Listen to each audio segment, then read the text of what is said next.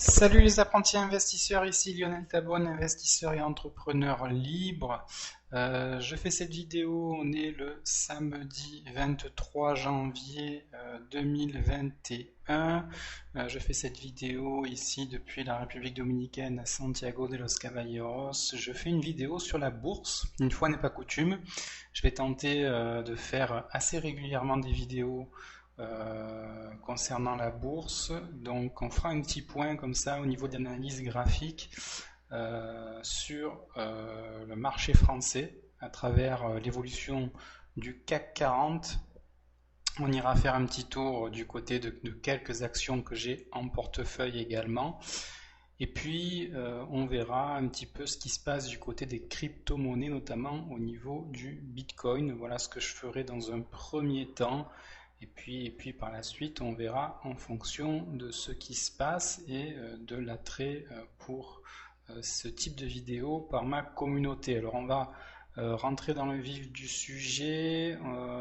J'ai ici sous les yeux le graphique du CAC 40 en unité de temps mensuel. Je travaille avec la plateforme ProRealTime. Alors il suffit de créer un compte gratuitement sur ProRealTime.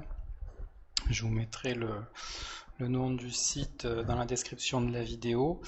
Voilà, ici on a un compte gratuit, c'est-à-dire qu'on a à disposition l'ensemble des graphiques de tous les produits boursiers inimaginables.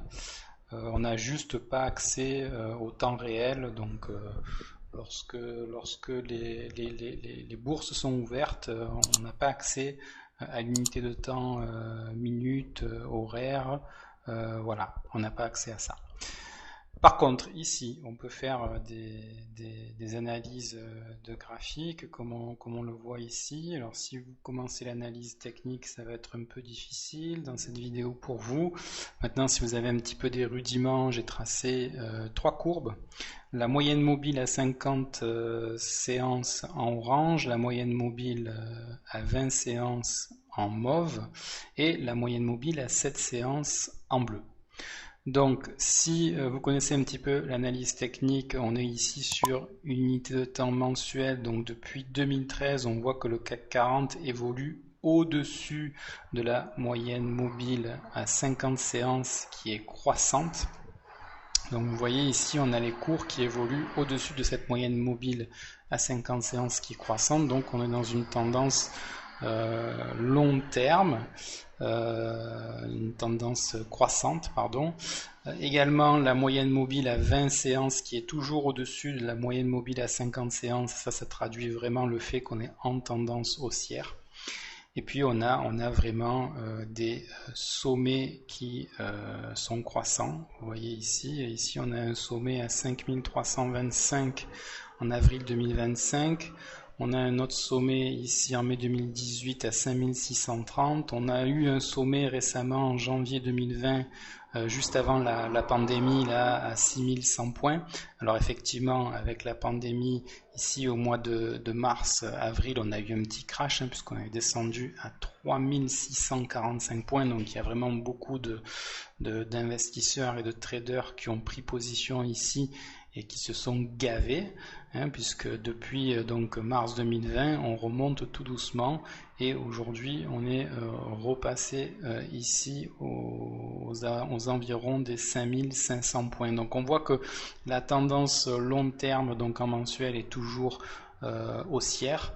Maintenant, si on se place en hebdomadaire, c'est-à-dire sur une unité de temps en semaine, qu'est-ce qui s'est passé? On voit bien ici qu'on a eu un vrai crash à la baisse là au mois de mars 2020 et on voit que voilà, depuis le mois de mars 2020, petit à petit les cours remontent.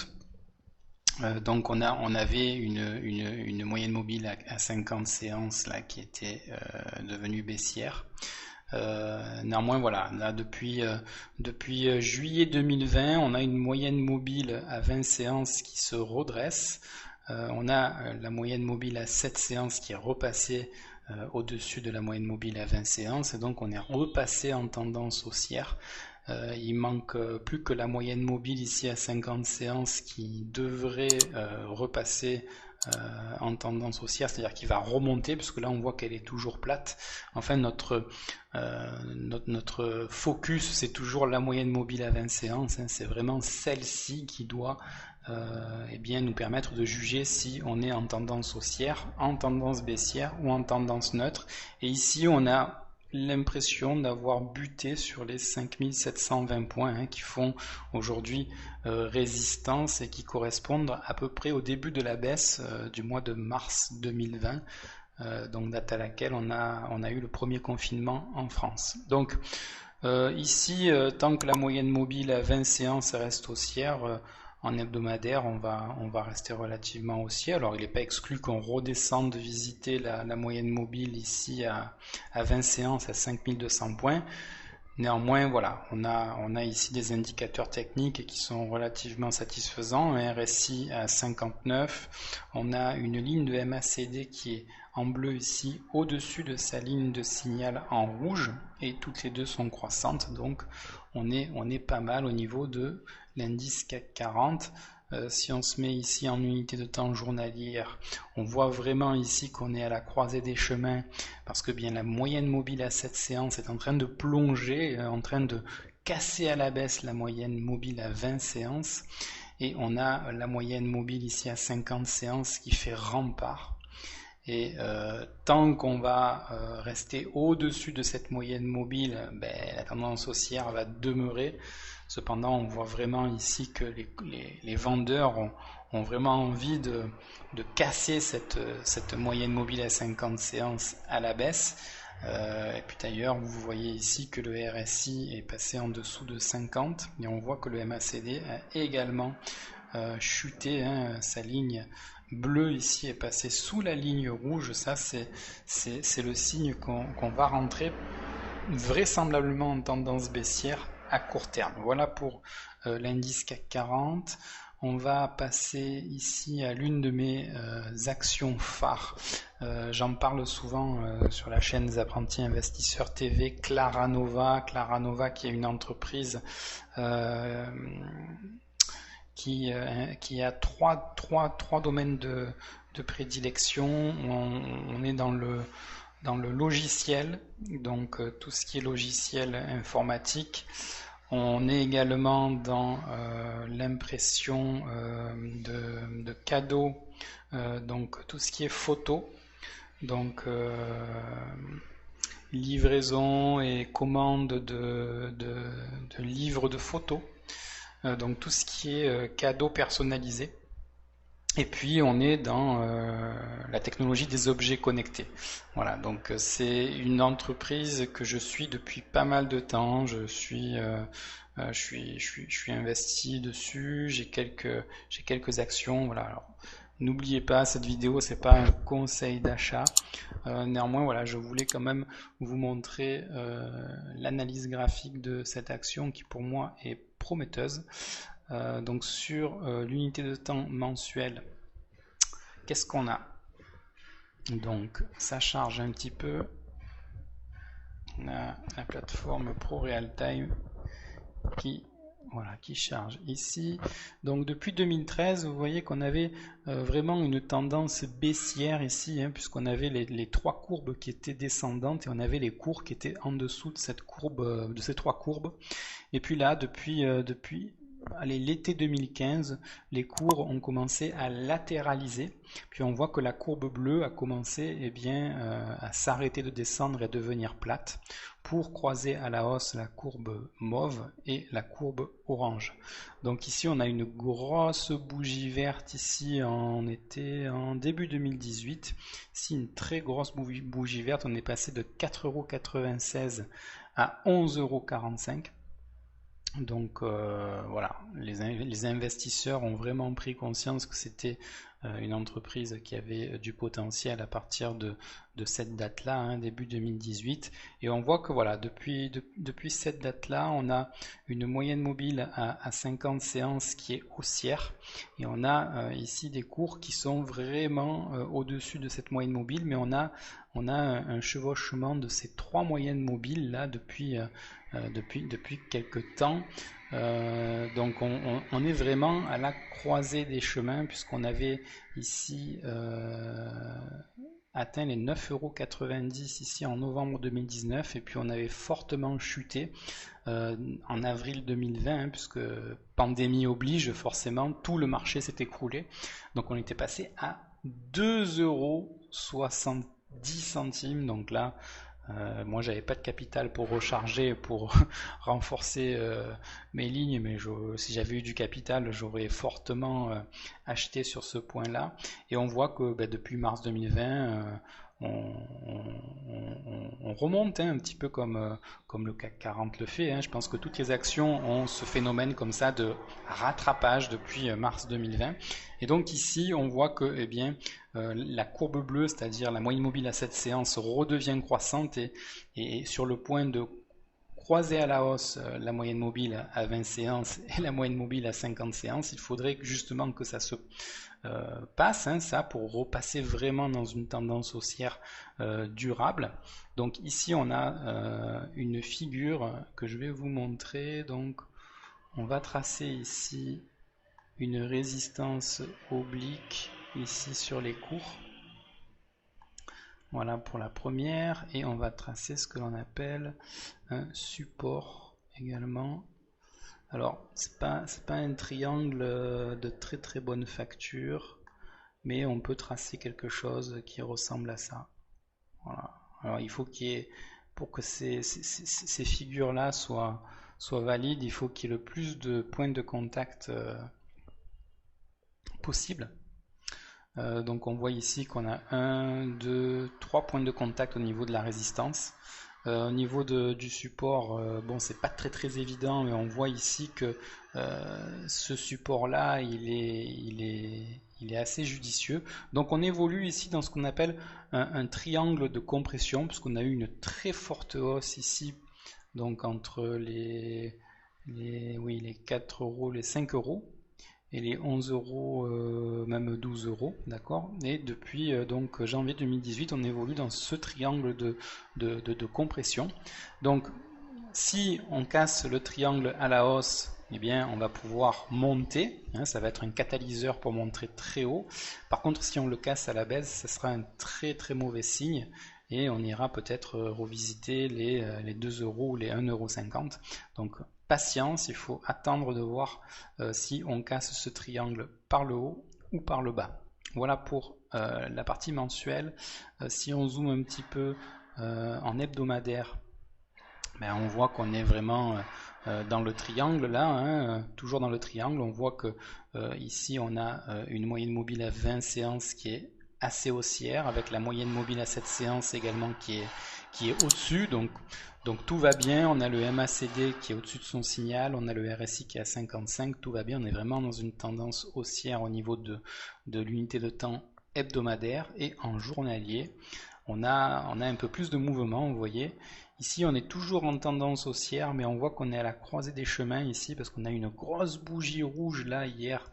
On est passé de 7,32 € à 6,90 €. Là il faut vraiment tenir ici et pas passer en dessous des moyennes mobiles, sinon ça sera un signal assez baissier. On voit ici que le MACD il est toujours au-dessus de sa ligne de signal, mais il est en train de vouloir croiser à la baisse son signal. On a le RSI également qui a chuté ici, qui est passé en dessous des 50. Donc on va voir si les acheteurs ont les ressources pour bien créer un rebond à ce niveau-là. On va essayer de tracer des lignes de support également à court terme. On a peut-être ici une ligne de support ici qu'on pourrait mettre comme ça. Voilà.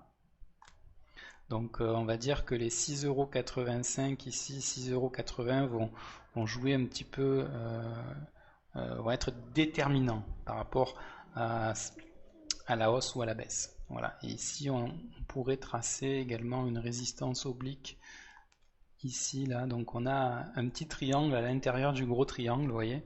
Donc là c'est pareil, hein, si on le casse à la baisse, on reportera la hauteur du triangle ici en dessous du point de cassure du triangle, ce qui nous donnera un objectif à la baisse. Peut-être qu'on ira revisiter le bas du grand triangle, là, du triangle en hebdomadaire, c'est-à-dire les 5,14 €. Par contre, si on le casse à la hausse ici, on ira peut-être chercher le haut du triangle. Alors le haut du triangle, on le voit plus trop ici. Voilà, il est là, le haut du triangle, hein, vous voyez, à 8,36 € là, par là. Voilà, bon, il va y avoir des remous entre temps. Pour le moment, on est dans le petit triangle, mais à savoir ce qui va se passer par la suite.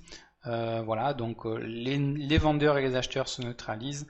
Donc moi, je suis patient, je crois en l'entreprise, donc voilà, je reste patient. Et on va terminer cette vidéo avec les crypto-monnaies. Je commence à m'intéresser de plus en plus aux crypto-monnaies. Notamment à travers le Bitcoin, hein, c'est vraiment la crypto-monnaie la plus connue. Donc dans ces vidéos, je vais vraiment me focaliser uniquement sur le Bitcoin. Le Bitcoin, c'est vraiment, ça n'a rien à voir avec le marché classique. Donc on a une très très forte volatilité, on a des amplitudes de prix qui sont énormes. Vous voyez ici en 2017 on était à 1850 $ le Bitcoin. Aujourd'hui on avoisine les 32 000 $. Donc on a vraiment des amplitudes de prix qui sont énormes.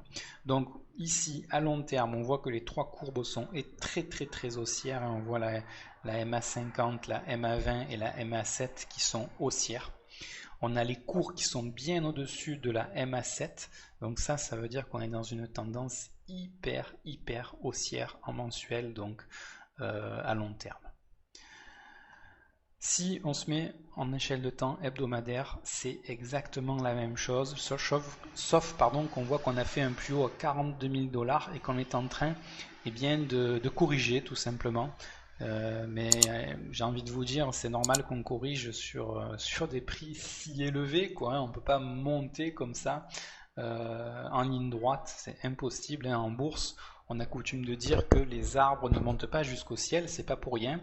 Donc on est toujours au-dessus quand même, vous voyez, d'une moyenne mobile. Donc les cours ont été quand même chercher la moyenne mobile à 7 séances. On a touché les 28 650 $, puis les cours sont remontés. Vous voyez là aujourd'hui, on est à 32 900 $. Donc on est quand même encore en train de corriger, vous le voyez là, à court terme, mais par contre à long terme, voilà, on a une moyenne mobile à 20 séances ici qui est à 19 440 $.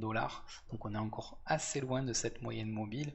Et bon, il n'est pas exclu qu'on revienne quand même aller chercher la moyenne mobile à 20 séances, puisque en bourse, on a vraiment une règle comme ça mathématique, c'est que les cours ont toujours tendance à rejoindre à un moment ou à un autre leur moyenne mobile à 20 séances, hein, ça c'est mathématique.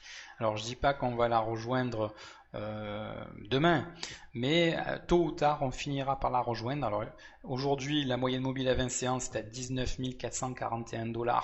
Au plus on va avancer dans le temps et au plus la moyenne mobile va également monter, donc peut-être qu'elle arrivera à 21 ou 22 000 $ d'ici les prochaines semaines, mais voilà, il faut savoir qu'à un moment ou à un autre on va toucher cette moyenne mobile à 20 séances. Si on se met ici en journalier, on voit vraiment qu'on a des fluctuations énormes et on voit vraiment que la tendance est baissière, ou elle va devenir baissière dans pas très longtemps. Qu'est-ce qui nous fait dire ça? On a un indicateur technique ici, le MACD, qui a croisé à la baisse sa courbe, ça c'est assez négatif. On a le RSI qui est baissier depuis le sommet qu'on a fait à 42 000 $, là, donc vous voyez que le RSI il est baissier, donc ça traduit vraiment la baisse ici qu'il y a actuellement, hein. On est à 32 985 $, donc on a quand même perdu 10 000 $ depuis le plus haut. Donc on est vraiment dans une tendance très court terme baissière. Alors on voit ici que la moyenne mobile à 7 séances, elle commence à décroître et on est en dessous de cette moyenne mobile à 7 séances. Et on est en dessous de la moyenne mobile à 20 séances qui, elle, est toujours croissante, mais on voit que voilà, elle va devenir plate, hein, dans pas longtemps. Et la moyenne mobile à 50 séances, elle est toujours haussière. Et on est toujours au-dessus, hein, voilà, on est à 28 150. Donc, ce qui est en train de se passer, c'est quoi? C'est que j'ai l'impression quand même que voilà, le Bitcoin est en train de corriger. Alors, ça va pas corriger jusqu'à encore très très longtemps, hein. On va peut-être avoir un rebond ici sur la moyenne mobile à 50 séances. On voit d'ailleurs qu'à chaque fois qu'on s'en est rapproché, les acheteurs ont réagi. Néanmoins, si on revient ici en hebdomadaire, on voit quand même ici que cette moyenne mobile à 50 séances en journalière correspond à peu près à la moyenne mobile à 7 séances en hebdo, hein. On est sur les 28 000 $. Voilà, donc beaucoup de gens pensent qu'on va arriver même jusqu'à 23 000 $ au niveau de la baisse avant de remonter. Donc, ce qui nous mènerait ici dans ces eaux-là. Voilà. Donc, affaire à suivre. Si vous voulez investir dans le Bitcoin, je pense que vous pouvez attendre encore un petit moment. Il se peut qu'on ait encore une petite correction, au moins jusqu'aux 28 000 $. Voilà, entre 25 et 28 000 $. Ça m'étonnerait qu'on ira visiter les 20 000 $. Donc moi, si je devais rentrer, je rentrerai ici par palier, rentrer toujours par palier, hein, au niveau du Bitcoin. Ici, je mettrai une petite louche à 25 000. Si ça baisse, j'en remets une couche à 20 000. Et puis si ça remonte, eh bien, j'accompagnerai la hausse comme ça. Voilà pour cette vidéo bourse. J'ai pas l'habitude de faire des vidéos bourse. Vous me direz si ça vous plaît. N'oubliez pas de me mettre un petit pouce bleu. Si vous pensez que cette vidéo peut intéresser d'autres personnes, partagez-la. Et puis moi je vous dis à très bientôt. Ciao ciao. Voice, I had no choice. Thanks Ringo, John Paul, George, for the way I became another girl, sugar pop girl.